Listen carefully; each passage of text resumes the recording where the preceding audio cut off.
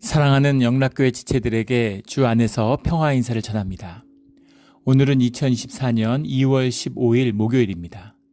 오늘의 묵상 본문은 창세기 10장 1절로 32절까지의 말씀입니다.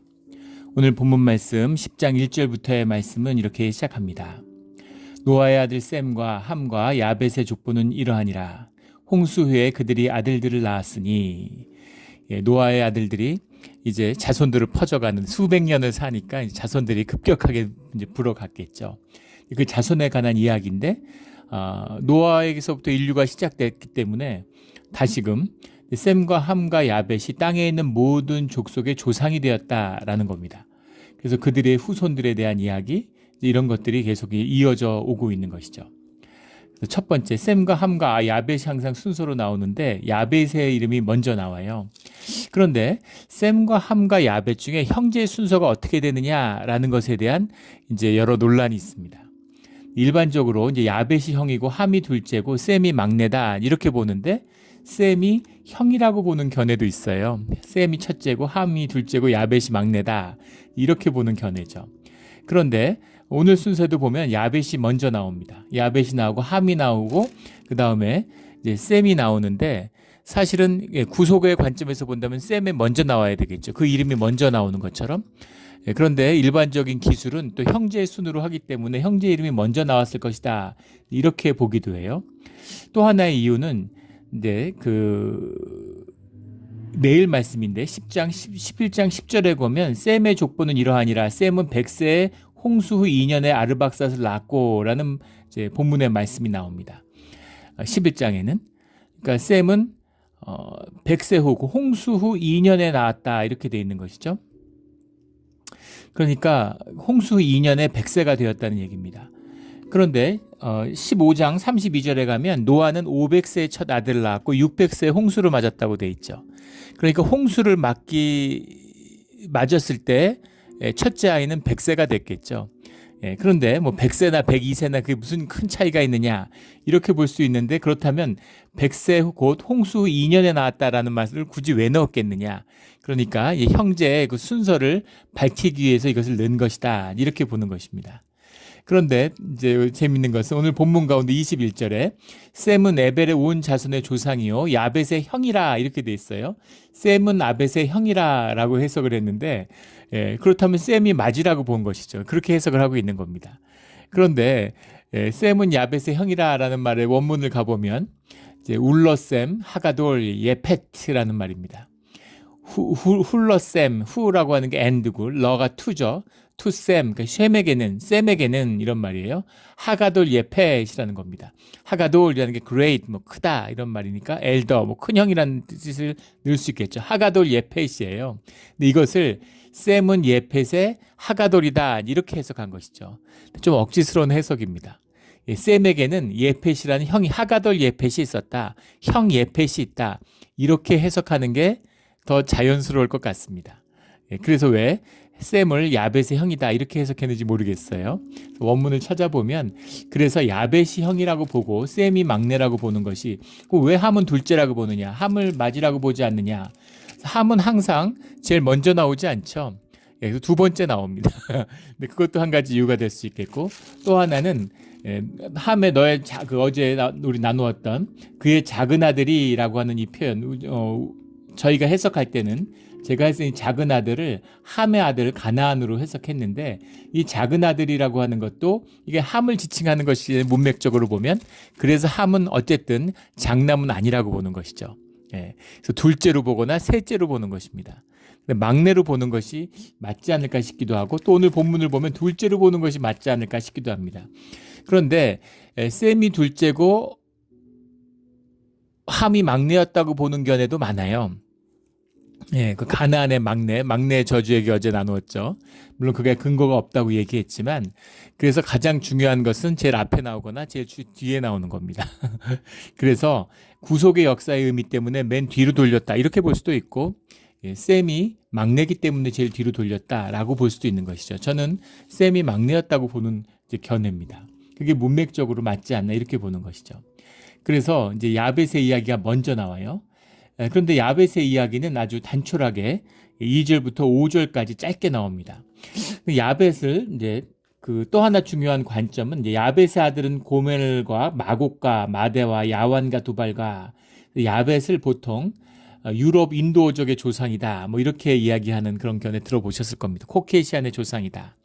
그렇게 보는 이유는 여기 나오는 마곡이라는 것 때문인데 마곡과 고개 싸움 계시록에 나오는 마곡이라는 게 대부분 이 코케이시안 코카사스 산맥 북쪽에 살았던 이제 그런 유목 민족들을 지칭하는 것입니다. 그래서 마곡에서 뭐 계시록일 때 마곡을 러시아로 봐가지고 근데 꼭 러시아로 볼 수 없죠. 이제 슬라브족이 다 해당된다고 할 수 있습니다. 그래서 뭐 그 발칸반도에 사는 세르비아도 슬라브족이죠. 그러니까 그런 족속을 지금 와서 나누는 것 자체가 사실 좀 억지스러운 겁니다. 그래서 곡과 마곡의 전쟁이 뭐 예전에는 그래서 러시아와 미국의 전쟁이다 뭐 이랬는데 지금은 이제 시대가 또 바뀌니까 중국과 미국의 전쟁이다. 그러니까 그건 그냥 현상을 갖다가 붙이는 것이죠. 이렇게 보는 것은 그 또 하나는 이제 그 야완이라는 야완과 두발과 메섹과 뭐 드라스요 할 때 야완이라는 것이 야반인데 야반이라는 것이 이제 그 이오니안이라고 불리는 헬라인들의 이제 그 조상이 야완이다 이렇게 보는 거죠. 그러니까 헬라 족속과 이런 슬라브 족속의 이제 조상이 되었다. 뭐 이렇게 보기도 고멜의 아들 3절에 나오는 아스그나스라는 거 아슈카나스라는 건데 이것이 이제 게르만의 그런 조상이었다 이렇게 보통 역사적으로 이해를 하죠. 근데 이것을 혈통과 무슨 그런 인종으로 구별하는 것은 억지입니다. 마치 우리가 뭐 아담의 아니 그 무슨 단군의 자손이다 한민족은 뭐 일본은 무슨 아미테라스 오미카미의 후손이다. 근데 유전적으로는 똑같다는 거 아니에요? DNA 분석하면 똑같은 것이죠. 문화적이고 정신적인 의미가 있는 겁니다.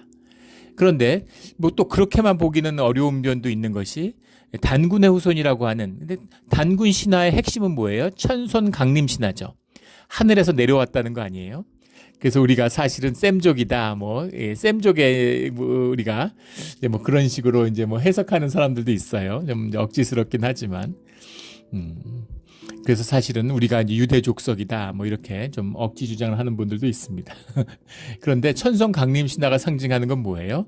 한반도의 고유한 민족이 아니라 한반도에 사는 그러니까 이 중앙아시아로부터 온 그런 기마 민족의 후손이다라는 상징성을 담고 있는 것이죠.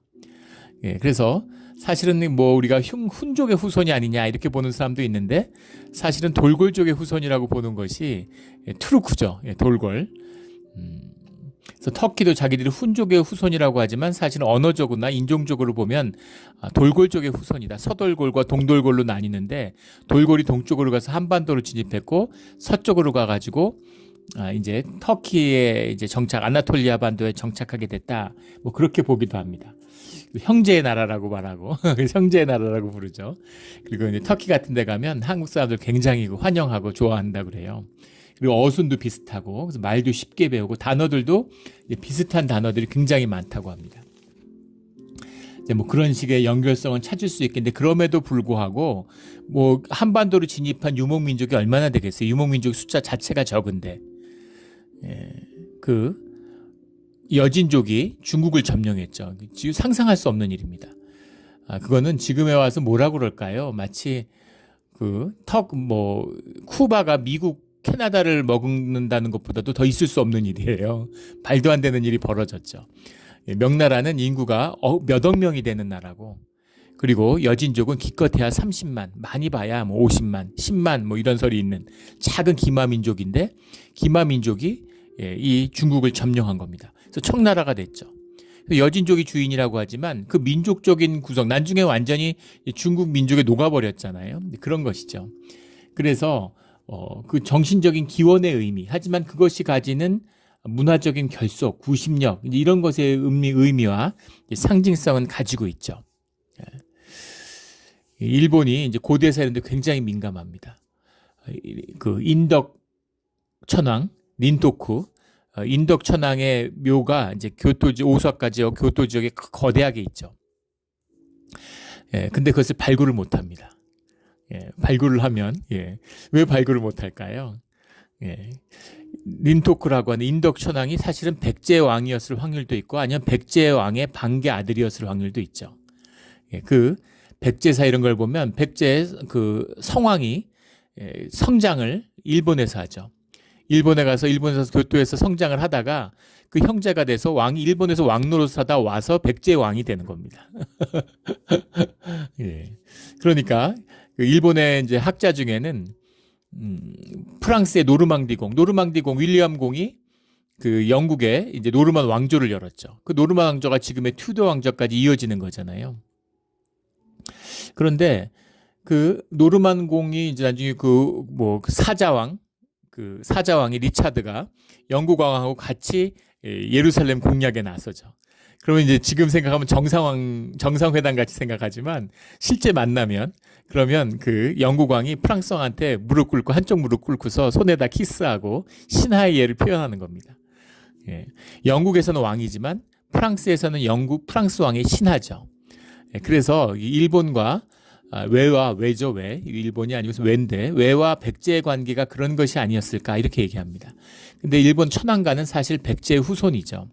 뭐 숨길 수 없는 건데 문제는 뭡니까? 일본이 이제 제국주의를 하고 막 만세 일개의 천황이다 이러고 막 떠받드는데 그러고 막 조선 사람을 차별하고 조선 식민지고 막 조센징이라고 차별했는데 근데 일본 천황이 백제계면 어떻게 되는 겁니까? 그러니까는 지금 세월이 어떤 세월이에요? 21세기인데도 인덕 천왕릉 발굴을 못하는 거죠. 원래 발굴하려고 사전조사로 엑스레이를 공중에서 찍었다 그러죠. 근데 그 안에 백제왕의 계보가 있다는 사실이 확인되었습니다. 그러니까 더 못 파는 거죠. 팔면은 큰 정신적인 충격이 되는 겁니다. 다 거짓이죠. 인간들이 만들어내는. 무슨 민족이 있고 무슨 뭐 국가니 이념이니 뭐 이런 것들 전부 다 인간들이 만들어낸 거짓이잖아요. 인간의 것일 뿐이라는 겁니다. 결국은 지나가고 썩어지는 것일 뿐이다라는 거죠. 근데 이 의미를 왜 이렇게 장황하게 이야기하냐면 역사적인 해석 가운데 이 야벳은 코케이시안의 뭐 그 선조고 함의 후손은 니그로이드라고 하는 아프리칸들 흑인들이다 뭐 이렇게 얘기하는 거예요. 제가 한 25년 전이죠. 처음에 이제 미국에서 공부할 때인데 그 설교를 그때는 뭐 카세트 테이프나 라디오로 들었잖아요. 라디오로 미국의 뭐 유명한 그 텍사스에 있는 큰 교회 목사님의 설교를 듣고 있는데 그분이 뭐라고 얘기를 하냐면 그 흑인들은 함의 자손이기 때문에 백인들의 노예가 되는 것은 주님의 뜻이다 이렇게 얘기를 하는 겁니다. 정말 그런 사람들은 천벌을 받아야지. 하나님의 이름을 더럽히는 자들입니다. 하나님이 제일 싫어하는 게 사람을 노예 삼는 것인데 그 노예 삼는 걸 하나님의 이름으로 하는 것이죠. 그래서 함의 자식들이 아프리칸이기 때문에 흑인이 됐다 이런 얘기는 아무 근거가 없는 얘기예요. 그것은 이제 18세기, 17세기에 미국에서 지어낸 얘기입니다. 말도 안 되는 소리인 거예요. 흑인 노예를 반대하는 사람들이 많은데 흑인 노예를 합리화하기 위해서 하나님의 이름을 갖다 쓰는 거죠. 하나님이 제일 싫어하는 일이고 하나님의 일을 욕되게 하는 것이고 절대 용서받을 수 없는 죄입니다. 오늘 본문의 6절부터의 말씀을 읽어도 함의 자손들이 흑인이 될 리가 없죠. 물론 아프리카에 사는 사람들도 있습니다. 그런데 오늘 뭐 아수르라든가 뭐 바벨론이라든가 이런 사람들도 전부 다 이 민족들도 전부 다 함의 후손들이에요. 함의 후손들입니다. 그런데 무슨 그런 게 있겠어요? 먼저 우리 셈의 후손부터 먼저 보겠습니다. 셈의 후손을 보면 21절에 좀 전에 나눈 셈은 에벨과 온 자손의 조상이요 야벳의 형이라. 에벨 온 자손의 조상이요 라는 말이 나온 것은 야벳의 형이라고 하는데 형이 아니라고 야벳이 형인 거죠. 그에게서도 자녀가 출생하였는데 셈을 얘기하면서 에벨이 먼저 나왔어요. 왜 에벨이 나왔을까? 왜 에벨이 먼저 나왔을까요? 25절에 가면 에벨은 두 아들을 낳고 하나의 이름을 벨렉이라 하였으니 이게 핵심인 거죠. 우리 내일 보게 되겠지만 11장 16절에 가면 에벨은 34세 벨렉을 낳았고 라고 하는 아브라함의 족보, 셈의 족보가 구속의 족보인데 셈의 족보의 핵심은 아브라함의 족보인 거죠.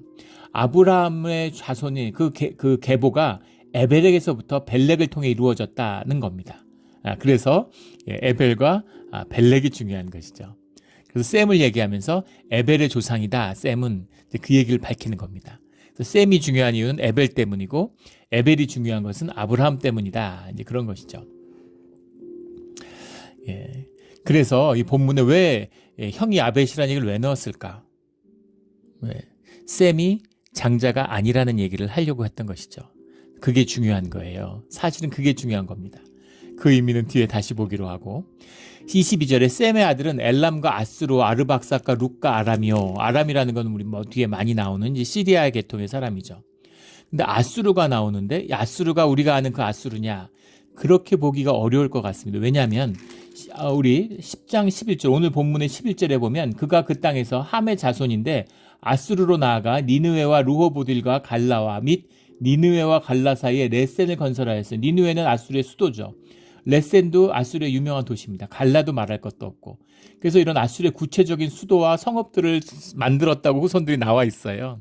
그러니까 우리가 나오는 아수르의 제국은 함의 후손이라는 걸 알 수 있죠. 그러니까 셈의 아들 가운데 아수르는 그 함의 후손 가운데 나온 아수르와는 다른 사람이다라는 걸 당연하겠지만 아수르 제국을 만든 니느웨의 나라를 만든 그 아수르가 아니라는 것을 이제 보게 됩니다. 그런데 뭐 이 아수르가 아수르 제국의 아수르다 이렇게 얘기하는 경우를 흔히 만나요. 근데 그렇지 않을 거라는 겁니다. 25절에 에벨은 두 아들을 낳고 하나의 이름을 벨렉이라 했으니 그때 세상이 나뉘었으며 그때 세상이 나뉘었다라고 하는 의미가 무슨 의미인가 잘 모릅니다. 근데 뭔가 중요한 사건이 있었던 것이죠. 벨렉의 아우의 이름은 욕단이다. 그래서 욕단의 후손들의 이름이 나오는데 26절에 욕단은 알모닥과 셀렉과 아살마잇을 낳았고 27절에 하도람과 우살과 디글라와 근데 우살과 알모닷은 다 예멘의 조상으로 불리는 사람들입니다. 예멘 땅에 있는 알모닥과 예멘이니까 아라비아 지역에 있는 사는 사람들 그 끝에 사는 사람들 또 29절에 오빌과 하윌라와 요밥을 낳았으니 하윌라라는 것도 뭐 황무지 하윌라가 무슨 그런 사막 이제 이런 의미가 들어 있어요. 그리고 오빌이라는 것도 이제 오만 땅 지금의 오만 있는 지역에 있는 오빌의 금하고 나오는 그런 지역이죠. 그러니까 아라비아 지역에 퍼져 살았다는 겁니다. 그래서 인종이라는 것이 뭐 이렇게 아프리카에 살면 흑인이 되고 또 이제 극지방에 살면 눈이 파랗고 그런 백인이 되고 또 지중해 연안에 살면 머리가 검해지고 눈도 까매지고 이렇게 되고 아시아로 오면 동양인이 되고 이런 거잖아요. 기후와 환경에 사람이 적응해서 변화되는 것이죠. 그렇게 변화된 산물인데 그래서 처음부터 뭐 흑인을 만들고 그래서 뭐 함은 흑인이었는 이런 말도 안 되는 얘기를 하는 거죠. 그런 얘기가 아니라는 겁니다. 그런 얘기가 아니죠. 또 그러면 처음부터 그러면 이 시대에 그 뭐 아프리카에 사는 사람들은 전부 다 흑인이었을까? 근데 그렇지도 않습니다. 지금 이제 아프리카가 북아프리카 사하라가 사막이지. 그 수십만 년 전, 뭐 수만 년 전 이럴 때 심지어 몇만 년 전, 만 년 전에도 그쪽 초원지대였다는 거잖아요. 그래서 왜 애굽이 그렇게 문화가 발달했을까? 왜 북아프리카 그렇게 문화의 시작이 되었을까? 근데 그때는 그때가 지금 이제 그 굉장한 그 농경지고 그 초목이고 이제 그랬던 곳이었다는 겁니다. 그래서 그 애굽의 역사가 시작할 때 사하라는 지금의 사하라고 완전 다른 지역이죠. 동아시아 역사도 마찬가지죠. 중앙아시아에 왜 훈족이나 뭐 돌궐이나 뭐 선비족이나 뭐 거란족, 뭐 여진족 이런 것들이 역사의 주인공이 돼서 막 중국을 위협하고 막 호령했을까? 그 시대의 중앙아시아는 지금보다 훨씬 따뜻하고 더 우거진 물이 많은 그런 시대였다는 겁니다. 지금 점점 건조해지고 있죠. 우랄 같은 경우 우랄해라고 하는 게 지금 우랄해가 공식적으로 지도에서 사라졌습니다. 저희 초등학교 때 세계 지도에 카스피의 오른쪽에 우랄해라는 게 있었어요. 근데 지금은 없습니다. 그게 말라서 완전히 사라져서 바다인데 사라졌어요. 저희 한 시대에 저희 한 평생에 이루어진 일입니다. 믿어지지 않는 일이죠. 그런 급격한 자연환경의 변화를 경험하고 있는데 이제 그런 것처럼 그걸 지금 시대에 보정해서 이렇게 얘기하는 것은 옳지 않다는 겁니다. 이런 이야기를 이렇게 열을 내서 하는 이유는 지금도 그런 소리를 하는 사람들이 많아요. 뭐 흑인들이 백인들의 노예가 돼야 되는다는 등 이렇게 따지면 그러면 아시아인은 어디서 온 겁니까? 그러면 이거 노아의 후손이 아닙니까? 말도 안 되는 소리인 거죠. 또 뭐 또 백인은 백인이 셈의 후손이다. 또 이런 무슨 근거로 굳이 따지자면 뭐 야베스 후손이라고 할 수는 있을지 모르지만 그 당시에 헬라인과 지금의 코케시안을 뭐 동일선상에 놓는다는 것도 말도 안 되는 소리죠. 그래서 그런 인종적인 해석은 말도 안 되는 이야기입니다. 모든 자손이 노아에게서 비롯됐다. 이것만 보면 되는 것이죠. 예. 새로운 구속의 은혜의 삶의 시작이고 구속의 시작이고 주님과 함께하는 새로운 출발인 거죠. 그러나 이 땅의 자식 노아의 후손들은 아담의 저주를 풀지는 못했다. 이제 우리가 어제 나누었던 그 말씀의 뜻이 계속 이어지고 있다는 겁니다. 그게 무슨 얘기겠어요? 죄성과 죄가 인간과 떠나지 않지만 그 죄를 주님이 품어주시고 용납해 주시고 용서하여 주시고 구원으로 인도하여 주신다는 거죠. 그게 중요한 겁니다. 그래서 죄가 문제가 아니에요. 거짓이 문제입니다. 주님이 죄인과 함께 하세요. 죄인을 용납하십니다. 그러나 거짓은 용납하지 않으세요. 예, 거짓말은 용납하지 않는다는 겁니다. 예, 이것이 성경 전체를 관통하고 있는 중요한 섭리한 측면이죠. 늘 진실한. 예. 죄를 지을 수 있죠. 인간이 연약하니까. 그런데 주님 앞에 거짓으로 나오면 그것은 주님의 역사를 폐하는 것입니다. 종교가 가장 큰 거짓이죠. 인간의. 하나님의 일을 거짓으로 만드는, 그걸 끊어야 되는 것입니다. 노아의 족보에 담겨 있는 또 다른 중요한 의미가 있어요. 그것이 이제 함의 족보에 나오는 이제 의미입니다. 함의 아들은 구스와 미스라임과 북과 가나안이요. 가나안이라는 이름이 나왔죠. 그래서 가나안이 예, 이제 히브리 유대인의 이제 원수된 자들이잖아요. 예, 그리고 이제 우상 숭배의 고향과 같은 가나안이 이제 성경에 나오는 아주 가나안 족속, 예, 가나안의 7족속. 근데 오늘 15절부터 나오는 가나안 족는 장자 시돈과 헷을 낳고 시돈, 예, 페니키아로부터 이어지는 이런 이 바알 숭배, 바알법, 예, 바알법이라는 게 이어져서 오늘의 자본주의를 낳은 겁니다. 돈의 법, 돈이 지배하는 법, 이것을 이어가는 시돈. 예, 그 가나안의 7족속 중에서도 주님이 제일 싫어했던 아모리 족속, 예, 이런 것이 가나안에서 당연히 나왔죠. 근데 앞에 나오는 구스가 또 니므롯을 낳았으니 7절에 그는 세상의 첫 용사라라는 이 말씀입니다. 구스가 니므롯을 낳은 님노드라는 뜻이죠. 첫 용사라는 게 깃보르라는 말인데 성경에 많이 나오는 말이죠. 깃보르 많이 나오는 단어입니다. 가바르라는 이제 단어에서 왔죠. 원형이 가바르인데 가바르가 뭐 스트롱, 마이티 이런 말이에요. 첫 용사라 그러는데 이 용사라라는 의미는 뭐겠어요? 이 사람이 권력자고 첫 왕이다 뭐 이렇게도 이야기합니다. 그러니까 권세가 있는 권력으로 사람을 구조하고 지배하고 다스리는 지배자가 나왔다는 겁니다. 이게 굉장히 상징적이고 의미 있는 사건이죠. 예. 왕이 나왔다는 건 나라가 국가가 나왔다는 거잖아요. 그래서 국가의 탄생이고 이제 권력의 구조화된 악의 탄생이라는 거죠. 그것의 시작이 가나안에서 함에게서 나왔다라는 겁니다. 니므롯을 낳았다. 님노드 9절에 그가 여호와 앞에서 용감한 사냥꾼이 되었으므로 속담에 이르기를 아무는 여호와 앞에 니므롯같이 용감한 사냥꾼이로다 하더라. 예, 그가 여호와 앞에서라고 되어 있는데 여호와 앞에서라는 말이 이제 성경에 많이 나오는 말이죠. 예, 리프네 야훼 알이라는 말인데 이제 여호와 앞에서라는 말인데 문제는 님노드라는 말 속에 맞서다, 대항하다 이런 말이 들어있어요.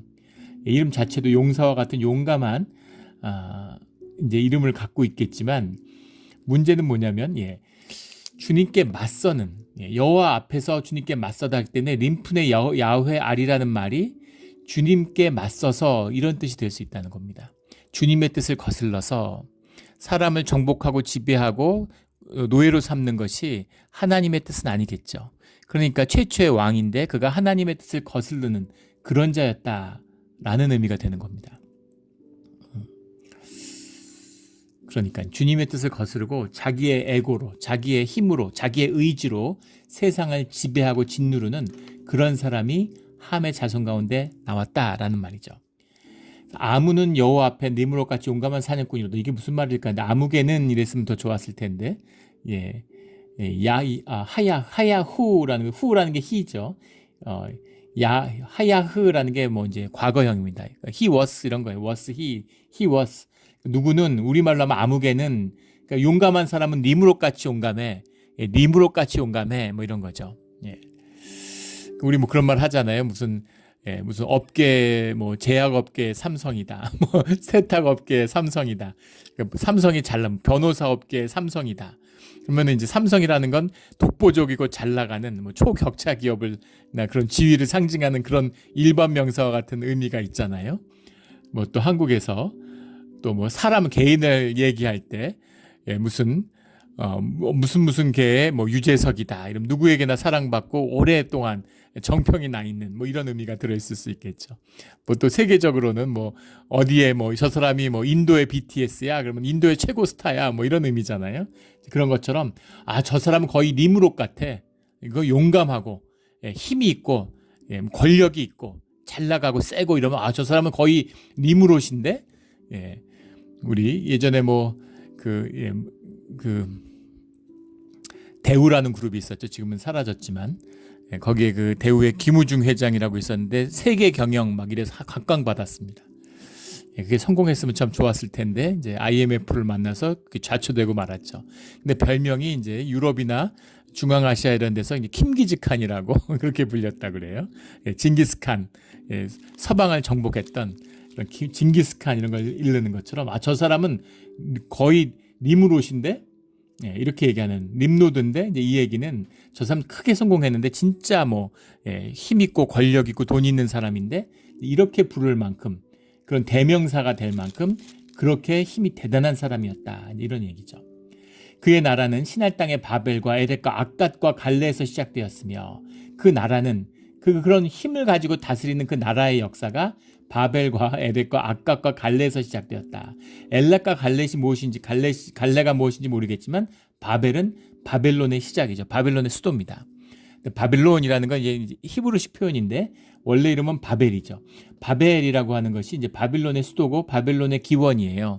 우리가 잘 아는 함무라비 법전에 함무라비의 왕이 있을 때는 바벨이 수도였습니다. 그리고 악갓이라는 건 아카드 왕국이죠. 아카드도 고대 메소포타미아에 있는 그 문명을 얘기할 때 항상 나오는 고대 왕국이죠. 굉장한 고대의 영향을 많이 끼친 무슨 그 법전과 찬양과 그리고 아카드의 유전이라는 것이 성경의 기록과도 밀접히 연관이 있는 문화적인 영향이 막강했던 아카드 제국, 바빌론 제국의 시작이 니므론이다 이런 얘기죠. 그가 그 땅에서 아수르로 나아가 바벨과 악갓이 나왔을 뿐만 아니라 아수르, 바빌론과 아수르, 이것이 이제 그 고대 이 근동아시아, 소아시아의 역사, 이 양대 축이잖아요. 애굽하고 메소포타미아 문명과 애굽 나일강 문명인데 나일강 문명은 늘 애굽이죠. 근데 메소포타미아 문명은 아수르와 이제 바빌론이 계속 주고받으면서 경합하고 있는 거죠. 그래서 뭐 바벨론 고왕국, 바벨론 신왕국 이렇게 나오는 그 사이에 아수르가 있고 이렇게 서로 각축하는 그 땅의 지배자 제국이죠. 아수르와 바빌론이 다 함의 자손이었다라는 겁니다. 12절에 니느웨와 갈라와 레센 다 아수르의 유명한 수도고 주요한 도시들이죠. 거기다 결정타는 13절에 미스라임과 루딘과 아나밈과 르하빔과 납두힘과 미스라임이 애굽의 선조잖아요. 그러니까 애굽, 아수르, 바빌론 이 제국들이 전부 다 함의 자손이라는 겁니다. 거기다 뒤에 이제 가나안 일곱 족속은 양념이고 그 다음에 그 상거래와 모든 이 바알 숭배와 이걸 지배했던 시돈도 함의 자손이다라는 거죠. 이것이 성경이 얘기하는 중요한 관점이에요. 이상하지 않습니까? 처음에 읽었을 때는 진짜 이상했어요. 지금은 이제 이게 보이지만 처음에 이제 교회 다니면서 처음 크리스찬 돼서 성경을 읽는데 이게 뭐 잘못된 게 아닌가 족보가 왜 그렇게 보였을까요? 아수르와 애굽과 바벨이 나왔으면 바빌론이 나왔으면 끝난 거 아닙니까? 거기다 시돈까지 가나안 다 먹은 거예요. 함이 그 당시에 세계라고 인식되는 그 모든 제국을 다 지배하는 겁니다. 한국에서 태어났는데 뭐 이런 거죠. 무슨 뭘까요? 아들 낳았는데 큰 아들은 미국 됐고 둘째 아들은 중국 되고 셋째는 러시아 되고 이런 거죠. 뭐 넷째는 영국이고 뭐 이러면 독일에서 유럽에서 내 자손이 됐는데 뭐 큰아들은 뭐 영국 되고 둘째는 뭐 프랑스 되고 셋째는 독일 되고 넷째는 스페인 됐네. 이러면 유럽 역사 다 차지하고 있는 거 아닙니까? 한국에서 지금 뭐 21세기에 뭐 자식 낳았는데 큰아들은 삼성그룹을 일궜고 둘째는 현대그룹 일구고 셋째는 뭐 LG그룹 일구고 이렇게 되면 어떻게 되겠어요? 한국을 지배하는 거죠. 그거보다 더 성공한 집안이 어디 있겠습니까? 세상 축복이란 축복은 함이 다 가진 거가 참의 자손들이 다 가졌잖아요. 힘도 권력도 뭐 돈도 모든 걸 다 가졌어요. 역사의 주인공입니다. 그런데 그게 아니라는 것이죠. 이상하잖아요. 어제 말씀에 가나안은 저주를 받을 것이라고 얘기했는데 함의 자손은 저주를 받아서 종이 될 거라고 그랬는데 종은커녕 미스라임의 후손한테 가서 히브리족이 400년 종살이를 하고 바벨의 후손한테 가가지고 70년 종살이를 했는데 종살이는 오히려 이스라엘이 했잖아요. 셈의 후손들이. 뭐 다 한 건 아니지만 뭡니까 이게. 그런데 이 땅의 축복이라고 하는 것, 하나님을 거슬러 가지고 힘이 되고 용사가 돼서 세상 가운데 권력을 주고 그의 나라가 바벨과 아수르와 미스라임으로 퍼져가는 것, 이것이 축복이 아니라는 거죠. 그게 축복이 아니라는 거예요. 근데 이게 정말 축복이 아닙니까? 이번에 슈퍼볼이 지난주 주일날 슈퍼볼을 했죠. 슈퍼볼 하는데 집에 가는데 길이 한산하더라고요. 미국 사람 세 사람 중에 한 명은 TV든 하여간 미디어 앞에 앉아서 그걸 봤다는 겁니다. 근데 제가 그거 관련 기사들을 쭉 보면서 놀란 건 뭐냐면 그것이 이제 라스베가스에서 했는데 라스베가스의 그 호텔 값들이 10배 이상 올랐고 그 티켓도 10배 이상 올랐다는 겁니다. 그래서 티켓이 몇만 불씩 했다고 그래요. 호텔에 평범한 호텔 방들도 다 몇천 불씩 했답니다. 그 슈퍼볼을 보기 위해서 몰려온 라스베가스의 객실이 15만 개가 넘는데 15만 몇천 개 뭐 이렇게 된다고 그래요. 웬만한 나라, 한국의 대한민국이 인구가 5천만인 나라인데 관광객이 수천만이 오는 나라인데 대한민국에 있는 호텔 객실을 다 합쳐도 라스베가스보다 적답니다. 그런데 라스베가스의 호텔 값이 평균 10배가 오를 만큼 대단하죠. 더 충격을 받은 건 라스베가스가 있는 그 국제공항에 들어온 그날 기착한 개인 비행기, 자가용 비행기가 900대 가까이 됐다는 겁니다. 근데 그게 맥시멈이래요. 그래서 거기에 그 기항을 못한 항공기들이 LA나 또는 콜로라도 이런데 거기다가 세우고서 이제 차로 들어왔다는 겁니다. 미국에 참 부자가 많긴 많구나 이랬어요. 그 중에 뭐 여자 가수인데 동경에서 공연을 마치자마자 거기서 비행기를 타고 라스베가스로 왔다는 거죠. 자가용 비행기를 타고. 그런데 뭐 수십 톤의 그 탄소를 배출했을 것이다. 환경 파괴다 이러고 막 이제 비난을 받았습니다. 그런데 보세요. 야, 동경에서 저녁 행사 마치고 낮에 행사 마치고 비행기 타고 그날 아침에 출발해가지고 자기 비행기 타고 출발해가지고 라스베가스에 와서 저녁에는 오후에는 풋볼 경기 보고 그런 게 우리가 세상에서 받는 축복 아닙니까? 사람들이 욕을 하던 그거 뭐 그런 사람들이 욕을 하거나 말거나 내가 내 돈 벌어서 내가 가진 거 누리겠다는데 그 가수가 1년에 공연으로 10억 달러를 번답니다. 믿어지나요? 이게 말이 되나요? 그러니까요. 뭐 자가용 비행기 타고 다니까 아무것도 아니죠. 그게 우리가 세상에서 누려야 할 축복이 그런 거 아닙니까, 주님? 근데 주님은 그런 게 축복이 아니라고 말씀하시는 겁니다. 다 바벨론 되고 싶고 왜 예수님한테 돌 던지고 예수님한테 비난을 하고 욕설을 퍼부었을까요? 침을 뱉고 십자가를 말씀하시기 때문이죠. 왕으로 떠받들려고 했는데 능력이 있어서 예루살렘을 이스라엘의 왕으로 만들려고 그랬어요. 왜 그랬을까요? 이스라엘을 유대를 제국으로 바빌론이나 아수르나 애굽 같은 제국으로 로마 같은 제국으로 만들어줄 줄 알았죠. 근데 제국의 길이 아니라 십자가의 길을 얘기하니까 십자가 얘기를 하니까 제자들이 다 떠나요. 그리고는 돌아오지 않았다고 돼 있죠. 주님이 제자들에게 너희도 떠나려느냐 이렇게 물어보시죠. 다 떠나고 제자들만 남은 겁니다. 복 준다고 그래서 능력 있다고 그래서 왔는데 능력이 있는데 복을 안 줘. 왜 복을 안 주십니까? 복을 주신다고 했는데 복을 주셨다는 거죠. 영원한 복을 내가 너희와 함께하는 그 복이 너희 가운데 있다는 겁니다. 그런데 그런 복을 원하는 게 아니죠. 예. 사람들이 우러러보고 열광하고 돈이 막 넘쳐나고 동경에서 아침 행사하고 비행기 타고 라스베가스에 가서 슈퍼볼 보는 그런 삶을 살고 싶은 거잖아요. 근데 분명히 주님은 바벨론의 길이, 아수르의 길이, 애굽의 길이 축복의 길이 아니라는 것이죠. 그래서 축복의 길은 무엇이냐면 셈의 후손들이 가는 길이라는 겁니다. 셈의 후손들은 왜 이렇게 다들 찌질할까? 근데 이것이 축복의 길이라는 겁니다. 그리고 이 안에 주님이 주시는 새 곡식을 먹는 은혜가, 끝에는 창대하는 주님의 약속이, 언약이 그 셈을 통해서, 아브라함을 통해서 전해지고 있다는 겁니다. 오늘 우리에게로. 그 삶이 고난 같지만, 삶이 고통스러운 것 같지만 그게 진짜다라는 거예요. 예.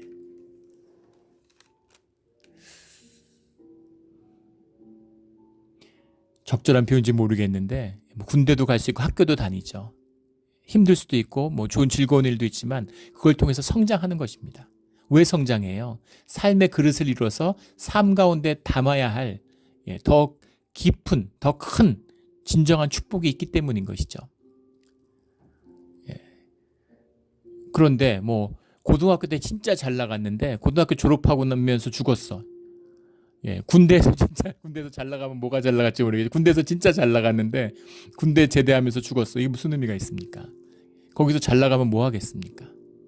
우리의 세상도 마찬가지인 것이죠. 껍데기예요. 현상입니다. 거기서 뭐 잘 나가고 뭐 으스구대고 남 짓밟고 뭐 뻐기고 뭐 무슨 폼 잡고 이런 게 좋아 보이는 거죠. 그걸 좋아하는 마음이 육신에 땅으로 지어진 우리의 육신 가운데, 죄성 가운데 그런 걸 좋아하고 달콤하고 바라는 마음이 있습니다. 그게 없다는 얘기가 아니에요. 근데 그거보다 더 귀하고 더 축복되고 더 정말 소중한 그런 생명의 축복이 있다는 거죠. 그 영생을 바라보는 자들은, 주님을 바라보는 자들은, 그 축복을 경험하는 자들은, 그 천국을 이 땅에서 맛본 자들은, 그런 자들은 남을 짓밟고 으스대는 것보다 하나가 되고 사랑하고 품고 섬기는 게 훨씬 더 소중하고 기쁨이 있고 영원하다는 것을 맛본 자들은 그 하나님과 함께하는 길을, 광야의 길을, 십자가의 길을 걸어간다는 겁니다. 이게 구속의 참된 의미라는 거죠. 이것을 받아들일 수 있고 이 삶을 걸어갈 수 있는 사람이 주의 자녀입니다. 우리 셈의 후손에게 이어지는 아브라함의 축복이 오늘 우리의 축복이 되기를 예수 그리스도 이름으로 축원합니다. 아멘. 기도드리겠습니다. 하나님 아버지 감사합니다. 우리도 세상 사람과 다르지 않았습니다. 세상에서 성공하고 돈 많이 모으고 명예를 쌓고 권력을 만들어서 세상 가운데 으스대고 남들을 짓밟고 싶은 마음이 있었습니다. 그러나 주님이 짓밟는 대신 짓밟히고 쓰는 대신 무너지고 환도뼈를 꺾어서 쩔뚝거리면서 세상을 걷게 해주셨습니다. 이게 저주가 아닌가? 이 실패와 좌절과 이 삶에 대한 절망이 정말 이게 절망, 이게 저주가 아닌가 싶을 때가 있었습니다. 그러나 주님, 그 가운데서 주님을 만나주시고 그 아픔과 그 고통의 진실 가운데서 살아있는 주님의 말씀을 만났기 때문에 저희가 주님의 구속의 은혜를, 주님의 영생을 누리는 사람이 되었습니다. 주님 감사합니다. 그거보다 더 큰 축복은 없음을, 그거보다 더 큰 기쁨이 없음을 이제는 압니다. 주님, 주님의 길을 가면서 세상을 바라보지 말고 악인의 흥왕함을 부러워하지 말고 주님과 함께하는 이 소중한 보물을 간직하고 자자손손이 누리며 주님의 새 곡식을 먹는 그런 복된 주의 자녀의 삶이 끝까지 이어지게 하여 주시옵소서. 감사하며 예수 그리스도 이름으로 기도드렸습니다. 아멘.